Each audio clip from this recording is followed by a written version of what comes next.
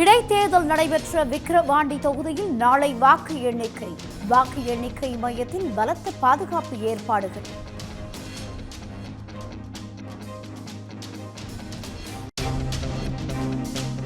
ஆண்டுதோறும் ஜூன் 25ஆம் தேதி அரசியல் சாசன படுகொலை தினம் கடைபிடிக்கப்படும் என ஒன்றிய அரசு அறிவிப்பு. இந்திரா காந்தி அவசர நிலையை அமல்படுத்தியதை நினைவு கூறும் வகையில் நடவடிக்கை.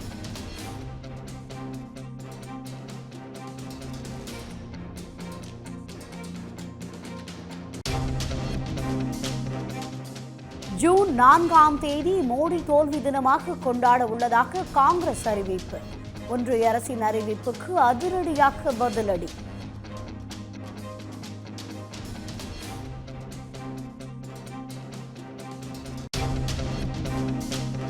மதுபான கொள்கை முறைகேடு வழக்கில் டெல்லி முதலமைச்சர் அரவிந்த் கெஜ்ரிவாலுக்கு இடைக்கால ஜாமீன் வழங்கியது உச்சநீதிமன்றம்.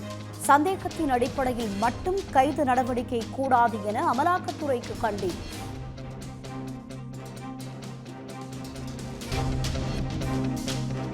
கலைஞர் குறித்து அவதூறு பேசிய சீமானுக்கு அமைச்சர் கீதா ஜீவன் கண்டனம்.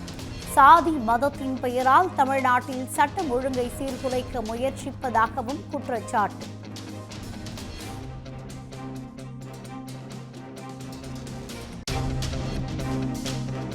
தமிழ்நாட்டில் பல்வேறு மாவட்டங்களில் பரவலாக கனமழை.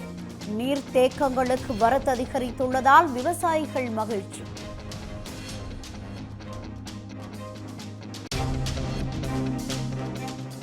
தமிழ்நாட்டில் பதற்றத்தை ஏற்படுத்தி சட்டம் ஒழுங்கை சீர்குலைக்க பாஜக முயற்சிப்பதாக தொல் திருமாவளவன் குற்றச்சாட்டு. ஆம்ஸ்ட்ராங் கொலை பின்னணியில் ஆருத்ரா மோசடி விவகாரம் இருப்பதாக எழும் புகார் குறித்து விசாரிக்க முதலமைச்சரிடம் வலியுறுத்தல். பெரும் எதிர்பார்ப்புக்கிடையே விக்கிரவாண்டி இடைத்தேர்தலுக்கான வாக்கு எண்ணிக்கை நாளை நடைபெறவுள்ளது. விக்கிரவாண்டி தொகுதி சட்டப்பேரவை உறுப்பினராக இருந்து புகழேந்தி காலமானதை தொடர்ந்து இடைத்தேர்தல் அறிவிக்கப்பட்டது. இதில் திமுக வேட்பாளர் அன்னியூர் சிவா, பாமக சார்பில் சி அன்புமணி, நாம் தமிழர் கட்சி சார்பில் அபிநயா உட்பட மொத்தம் 29 வேட்பாளர்கள் போட்டியிடுகின்றனர். இடைத்தேர்தலுக்கான வாக்குப்பதிவு நேற்று முன்தினம் நடைபெற்றது. மொத்தம் 1,95,495 பேர் வாக்களித்த நிலையில் 82.48% வாக்குகள் பதிவாகின. வாக்குப்பதிவு இயந்திரங்களும் விவிபேட் கருவிகளும் சீல் வைக்கப்பட்டு பனையபுரம் அரசு மேல்நிலைப் பள்ளியில் அமைக்கப்பட்டுள்ள வாக்கு எண்ணும் மையத்தில் வைக்கப்பட்டுள்ளன. அங்கு நாளை 20 சுற்றுகளாக வாக்குகள் எண்ணப்பட உள்ளன. வாக்கு எண்ணும் மையத்திற்கு 24 மணி நேரமும் சுழற்சி முறையில் 3 அடுக்கு பாதுகாப்பு போடப்பட்டுள்ளது. சிசிடிவி கேமராக்கள் மூலமும் கண்காணிக்கப்பட்டு வருகிறது. காலை 8 மணிக்கு தபால் வாக்குகளும் அதனைத் தொடர்ந்து மின்னணு இயந்திரங்களில் பதிவான வாக்குகளும் எண்ணப்பட உள்ளன.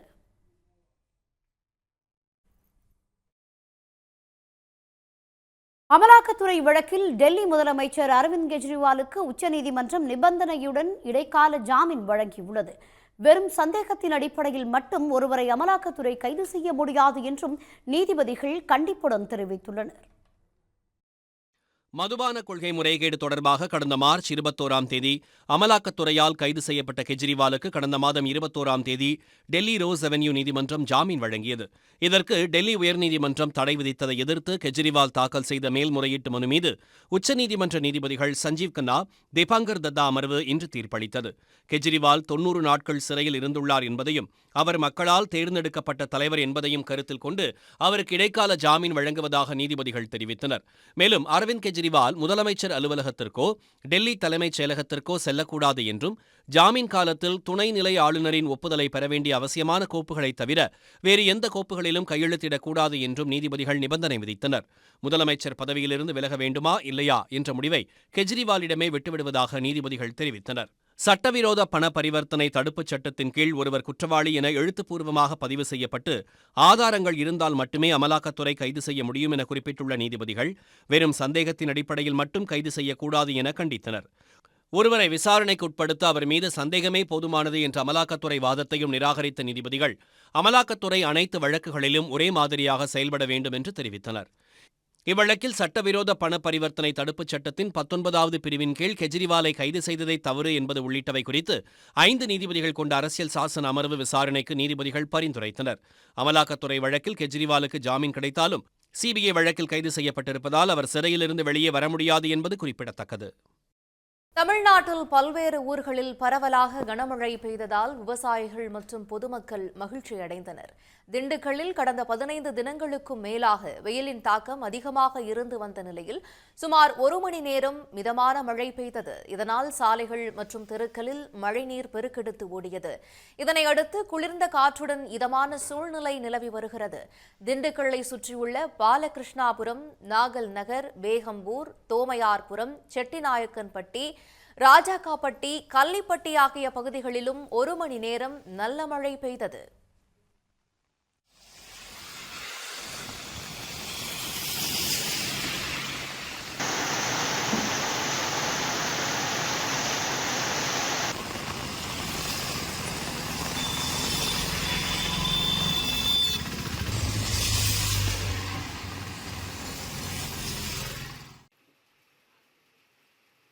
கொடைக்கானல் மற்றும் அதன் சுற்றுவட்டார பகுதிகளில் விட்டுவிட்டு சாரல் மழை பெய்ததால் பொதுமக்கள், விவசாயிகள் மகிழ்ச்சியடைந்தனர். மழை காரணமாக குடிநீர் தேக்கங்களின் நீர்மட்டம் உயரும் என எதிர்பார்க்கப்படுகிறது.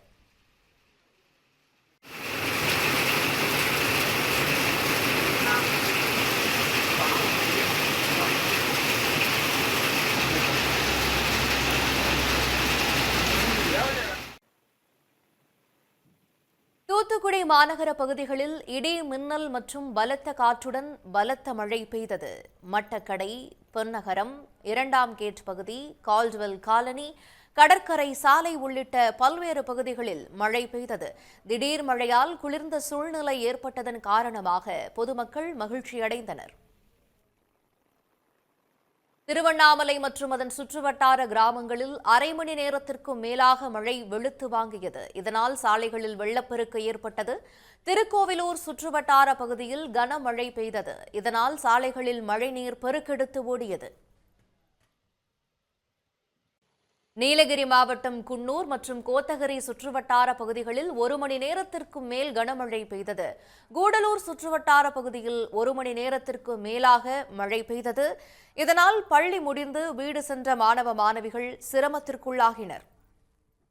தமிழ்நாட்டில் கள்ளச்சாராயத்தை முற்றிலுமாக ஒழிக்கும் வகையில் குற்றவாளிகளுக்கு ஆயுள் தண்டனை விதித்தல் மற்றும் 10 லட்சம் ரூபாய் வரை அபராதம் விதிக்க வழிவகை செய்யும் சட்டத்திருத்த மசோதாவுக்கு தமிழ்நாடு ஆளுநர் RN ரவி ஒப்புதல் அளித்துள்ளார்.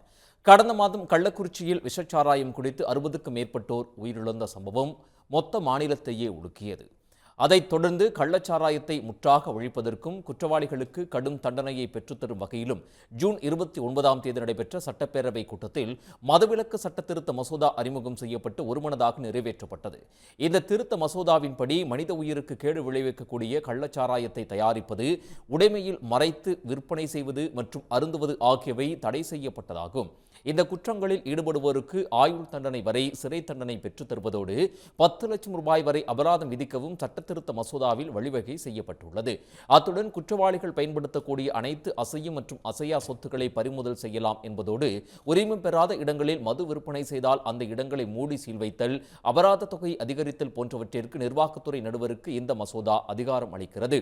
தண்டனை விதிக்கப்பட்ட ஒருவரை அந்த பகுதியில் இருந்தே அகற்றுவதற்கு விசாரணை அதிகாரியால் நீதிமன்றத்தில் விண்ணப்பம் செய்யவும் இந்த சட்டத்திருத்த மசோதா அதிகாரம் அளிக்கிறது. இந்த திருத்த மசோதா ஒப்புதலுக்கு அனுப்பப்பட்ட நிலையில் அதற்கு ஆளுநர் RN ரவி ஒப்புதல் அளித்து கையெழுத்திட்டுள்ளார். ஆந்திர முன்னாள் முதலமைச்சர் ஜெகன்மோகன் ரெட்டி மீது கொலை முயற்சி வழக்கு பதிவு செய்யப்பட்டுள்ளது. அம்மாநில அரசியலில் பரபரப்பை ஏற்படுத்தியுள்ளது. ஆந்திராவில் சமீபத்தில் நடைபெற்ற சட்டமன்ற தேர்தலில் ஆட்சி மாற்றம் ஏற்பட்டது. இந்நிலையில் ஆளும் தெலுங்கு தேசம் கட்சி MLA ரகுராம கிருஷ்ணராஜு அளித்த புகாரில் ஜெகன்மோகன் மீது கொலை முயற்சி வழக்கு பதிவு செய்யப்பட்டுள்ளது. இது தொடர்பாக அவர் அளித்திருக்கும் புகாரில் கடந்த ஆட்சியில் தாம் MLAவாக இருந்தபோது அப்போதைய முதலமைச்சர் ஜெகன்மோகன் மற்றும் போலீஸ் அதிகாரிகள் சதி செய்து தம்மை கைது செய்ததாக கூறியுள்ளார். மேலும் கைது செய்ததும் தம்மை நீதிமன்றம் அழைத்து செல்லாமல் அடித்து துன்புறுத்தியதாக அவர் புகாரில் குறிப்பிட்டுள்ளார். ஆளும் கட்சி MLA புகாரின் பேரில் முன்னாள் முதலமைச்சர் ஜெகன்மோகன், 2 மூத்த IPS அதிகாரிகள் உள்ளிட்ட 5 பேர் மீது ஆந்திர போலீசார் வழக்கு பதிவு செய்துள்ளனர். கடந்த மாதமே இமெயில் மூலம் MLA புகார் அளித்ததாகவும் உரிய சட்ட ஆலோசனைகளை பெற்ற பின்னர் நேற்றிரவு ஜெகன்மோகன் மீது வழக்கு பதிவு செய்யப்பட்டிருப்பதாகவும் ஆந்திர போலீசார் தெரிவித்திருக்கின்றனர். இந்த வழக்கில் ஜெகன்மோகன் எந்நேரத்திலும் கைது செய்யப்படலாம் என்பதால் அம்மாநில அரசியலில் பரபரப்பு நிலவுகிறது.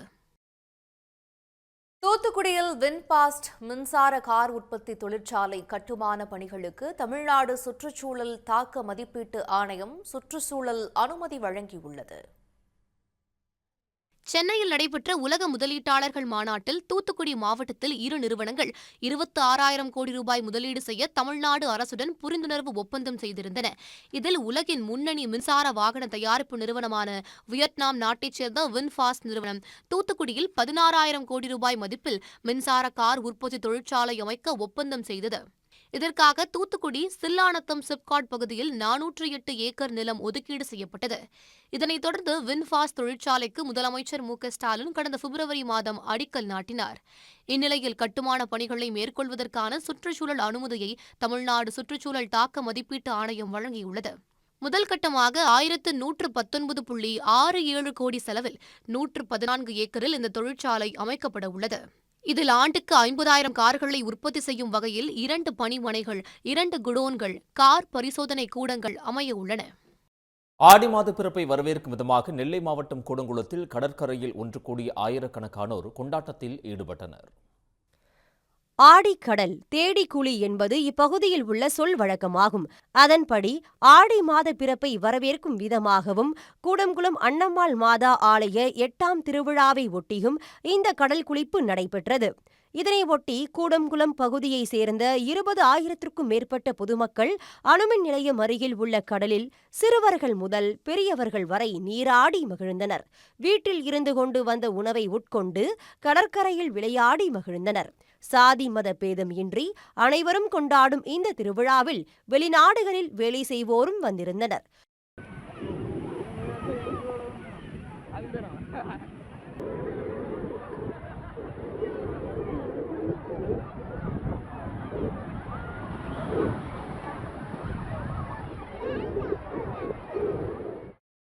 மேலும் திருவிழாவினை ஒட்டி நாளை நடைபெறவுள்ள தேர் பவனியில் புத்தாடை அணிந்து பல்லாயிரக்கணக்கானோர் கலந்து கொள்ள உள்ளனர். ஹோசூரில் 13ஆம் ஆண்டு ஹோசூர் புத்தக திருவிழா குளிர்சாதன வசதி செய்யப்பட்ட அரங்கில் கோலாகலமாக தொடங்கியுள்ளது. கிருஷ்ணகிரி மாவட்டம் ஓசூரில் வாசிக்கும் பழக்கத்தை இளைஞர் மாணவர்கள் மத்தியில் ஊக்கப்படுத்தும் விதமாக மாவட்ட நிர்வாகம் மற்றும் தமிழ்நாடு அறிவியல் இயக்கம் சார்பில் புத்தக திருவிழா ஏற்பாடு செய்யப்பட்டுள்ளது. இன்று முதல் வரும் 23ஆம் தேதி வரை 12 நாட்களுக்கு நடைபெறும் இந்த புத்தக திருவிழாவில் 100க்கும் மேற்பட்ட அரங்குகளில் ஆயிரக்கணக்கான தலைப்புகளில் லட்சக்கணக்கான புத்தகங்கள் காட்சிக்கு வைக்கப்பட்டுள்ளன. 13வது ஆண்டாக நடைபெறவுள்ள இந்த புத்தக திருவிழாவை ரசூர் தனியார் ஹோட்டலில் குளிர்சாதன வசதி அரங்கில் மாவட்ட ஆட்சியர் தொடங்கி வைத்தார். ஸ்கூல் லெவலில் எங்களை இங்கே கூப்பிட்டு வந்தாங்க. நிறைய புக்ஸ் இருக்குது. அதுக்கப்புறமா இங்கிலீஷ் நாலேஜ் இல்லாதவங்க இங்கே இருக்க புக்கை வாங்கி இங்கிலீஷ் நாலேஜில் கொஞ்சம் வளர இந்த புக்ஸ் எல்லாம் ரொம்ப ஹெல்ப்ஃபுல்லாக இருக்குது. அப்புறம் சயின்ஸில் கொஞ்சம் இன்ட்ரெஸ்ட் இருக்கிறவங்க இப்படியெல்லாம் இருக்கலாம் அப்படின்ற மாதிரி இருக்குது. தினம்தோறும் காலை 11 மணிக்கு தொடங்கும் புத்தக திருவிழா இரவு 9 மணி வரை நடைபெறுகிறது. மாலை 6 மணி முதல் 7 மணி வரை பள்ளி குழந்தைகளின் நடன கலை நிகழ்ச்சிகளும் பாரம்பரிய இசை நிகழ்ச்சிகளும் 7 மணி முதல் கருத்துரைகளும் வழங்க உள்ளனர். ரயான் நூல் விலை உயர்வு உள்ளிட்ட பல்வேறு காரணங்களால் ஈரோட்டில் 40% உற்பத்தியை நிறுத்தியுள்ள விசைத்தறியாளர்கள் பாதிப்பை ஈடு செய்ய இலவச வேட்டி சேலை உற்பத்திக்கான ஆணையை அரசு வழங்க வேண்டுமென கோரிக்கை விடுத்துள்ளனர். ஈரோட்டில் வீரப்பன் சத்திரம், லக்காபுரம், சித்தோடு உள்ளிட்ட பகுதிகளில் உள்ள 30,000 விசைத்தறிகளில் ரயான் துணிகள் உற்பத்தி செய்யப்படுகின்றன. கடந்த ஏப்ரல், மே மாதங்களில் 186 ரூபாய்க்கு விற்கப்பட்ட 1 கிலோ ரயான் நூல் தற்போது 200 ரூபாயாக உயர்ந்துள்ளது. இதனால் 1 மீட்டர் துணி உற்பத்திக்கான அடக்க செலவு 24 ரூபாய் 50 காசுகள் உயர்ந்துள்ளது. துணி விற்பனை விலை 23 ரூபாயாக மட்டுமே உள்ளது. அதுவும் சந்தையில் மந்தமான நிலை இருப்பதால் துணி ஆர்டர் மற்றும் விற்பனை சரிந்துள்ளதாக விசைத்தறியாளர்கள் கூறியுள்ளனர். எனவே பாதிப்பை ஈடு செய்ய இலவச வேட்டி சேலை உற்பத்திக்கான ஆணையை அரசு வழங்க வேண்டும் என கோரிக்கை விடுத்துள்ளனர். இதனால் பார்த்தீங்கன்னா பல லட்சம் தொழிலாளர்கள் வந்து இங்கே வேலை இழந்து இருக்கிறாங்க. அது இந்த எப்போ பார்த்தீங்கன்னா எங்களுக்கு இலவச வேட்டி சேலை வந்து இந்த டைமில் வந்து கை கொடுக்கும். இந்த தடவை ஜூன் ஜூலை மாதம் முடிவும் தெருவாயிருச்சு. ஆனால் இலவச வேட்டி வரக்கான அறிகுறியே எங்களுக்கு தெரியாமல் இருக்குது. இலவச வேட்டி சேலை வந்துச்சுன்னா இந்த பிரச்சனையை சால்வ் பண்ணும்போது பார்த்தீங்கன்னா ஈரோட்டில் மட்டும் ஒரு 20,000 பேர் இலவச வேட்டி சேலை ஏற்றுனாங்கன்னா இந்த தொழிலாளர்கள் வேலைவாய்ப்பு வந்து தங்கு தடை என்று எங்களுக்கு கொடுக்க முடியும். அதனால் தமிழக முதல்வர் இலவச வேட்டி சேலைக்கான அரசாணையை எங்களுக்கு மிக விரைவில் அறிவித்து எங்களோட தொழிலாளர்கள் வாழ்வாதாரத்தை காக்கும்படி கேட்டுக்கொள்கிறோம். தினமும் 3 ஷிப்ட் இயங்கி வந்த விசைத்தறி கூடங்கள் பகுதி அளவிற்கு மட்டுமே செயல்படுகின்றன. ஈரோட்டில் மட்டும் நாள் ஒன்றுக்கு 25 லட்சம் மீட்டர் துணி உற்பத்தியான நிலையில் தற்போது 8 லட்சம் மீட்டராக குறைந்துள்ளது. உற்பத்தி குறைப்பால் தொழிலை நம்பியுள்ள சுமார் 1 லட்சம் தொழிலாளர்களுக்கு வருவாய் இழப்பு ஏற்பட்டுள்ளது. விமானத்தில் ஆன்மீக பயணம் அழைத்துச் செல்வதாக பணம் வசூல் செய்த டிராவல்ஸ் நிறுவனம் போலி டிக்கெட்டுகளை விநியோகித்ததால் ஆன்மீக பயணிகள் 106 பேர் ஏமாற்றமடைந்தனர். சேலத்தைச் சேர்ந்த ஜேபி டிராவல்ஸ் என்ற நிறுவனம் மதுரையிலிருந்து விமானம் மூலம் டெல்லி வழியே அயோத்திக்கு ஆன்மீக சுற்றுலா அழைத்துச் செல்வதாக கூறி 106 பேரிடம் 29,000 ரூபாய் வசூல் செய்திருந்தது. காலை 8 மணிக்கு மதுரையிலிருந்து டெல்லிக்கு இண்டிகோ விமானம் புறப்படும் என பயண ஏற்பாட்டாளர்கள் தெரிவித்த நிலையில் பயணிகள் அதிகாலை மதுரை விமான நிலையம் வந்தடைந்தனர். ஆனால் அவர்களின் டிக்கெட்டுகள் போலியானவை என இண்டிகோ ஊழியர்கள் கூறியதால் பயணிகள் அதிர்ச்சியடைந்தனர். இவர் தான் வந்து ஜேபி டிராவல்ஸ். இவர் ஓனர்கிட்ட கொடுத்தாரு. இவங்க ஓனர் கொடுத்த அத்தனை டிக்கெட்டுமே ஃபேக் அப்படின்னு, அப் அண்ட் டவுன் டிக்கெட்டுமே ஃபேக். இடையில என்னமோ ஊடையில என்னமோ நடந்திருக்கனால இப்போ எல்லாருமே நடந்து 106 பேரும் காலைல 6 மணிலேருந்து இங்கே வந்து வெயிட் பண்ணிட்டு. இதனால் விமான நிலையத்தில் பரபரப்பு ஏற்பட்ட நிலையில் முன்பதிவில் ஏற்பட்ட குளறுபடியே இதற்கு காரணம் என டிராவல்ஸ் நிறுவனத்தின் நிர்வாகிகள் கூறினர். விரைவில் மாற்று ஏற்பாடு செய்வதாகவும் பயணிகளிடம் உறுதியளிக்கப்பட்டது. இப்போ இந்த 12ஆம் தேதி டிக்கெட் பண்ணது ஏதோ ஒரு குளறுபடி ஆயிடுச்சு. உங்களுக்கு எல்லாமே 18ஆம் தேதி மாற்று ஏற்பாடு பண்ணிட்டேன், கூட்டிட்டு போறேன். ஜூலை 18ஆம் தேதி அனைவரையும் அயோத்திக்கு அழைத்துச் செல்வதாக டிராவல்ஸ் நிறுவனம் சார்பில் உறுதியளிக்கப்பட்டது. இதனால் சமாதானம் அடைந்த பயணிகள் மதுரையிலிருந்து சேலம் புறப்பட்டுச் சென்றனர். உடனுக்குடன் செய்திகளை தெரிந்து கொள்ள சன் நியூஸ் பெல் ஐகானை கிளிக் பண்ணுங்க.